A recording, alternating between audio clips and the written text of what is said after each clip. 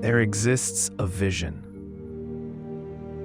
not of heaven, not of salvation, but of something quieter, better, a world where no one is used, where no one is reduced, a world where dignity is not earned, it is presumed. Is that world a lie? A philosopher's illusion? Maybe it is a fiction we cling to when the world's cruelty becomes too much to bear. But in that fiction lies the seed of rebellion, to believe in dignity when all around you see only utility. That is the quiet defiance of a free mind. Even if it never becomes real, the vision shapes how we stand. And that is everything. They say morality is complicated, that it bends to circumstance, to power. But there is a rule that resists, a rule that stands in defiance. What rule can be both human and unbreakable? Act only on that which you could will for all. A rule so severe it frightens even those who speak of justice. No more convenient exceptions, no more private justifications. It asks, could you live in a world where everyone did as you do?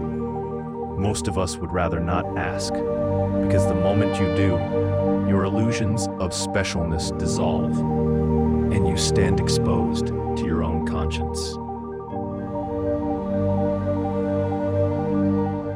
The kingdom of ends is not a phrase pulled from myth, but from the precise pages of Immanuel Kant's Groundwork of the Metaphysics of Morals, written in 1785. There, Kant speaks of morality not as an external law, but as a law each rational being freely gives to themselves. He writes, "So act as if you were through your maxims, a law-making member of a kingdom of ends." In Kant's vision, each person is not merely a subject of laws. They are a legislator of moral law itself. In this kingdom, everyone is treated always as an end in themselves, never merely as a means. He describes it as a systematic union of rational beings, each respecting the moral law, and each dignifying the freedom of the other. It is a kingdom without rulers and without slaves, a republic of moral equals. Kant admits this kingdom is an ideal, a systematic union of different rational beings through common laws. But he argues it is a necessary ideal. It is what we must measure ourselves against if we are to live in moral freedom. He writes, although a kingdom of ends is only an ideal, it still has objective reality, for it is the necessary idea of reason that guides our actions. It will never have a capital, but it begins in a single human choice. Can we live as citizens of that kingdom, or of the machinery? That choice is not safe. It may cost you status, comfort, or the illusion of belonging, but it will give you something rare, the knowledge that you did not yield your dignity, nor did you steal another's. In that choice, fleeting as it may be, freedom is not a dream, it is real. You are not a lever, not a tool, not a role to be filled, and neither is anyone else.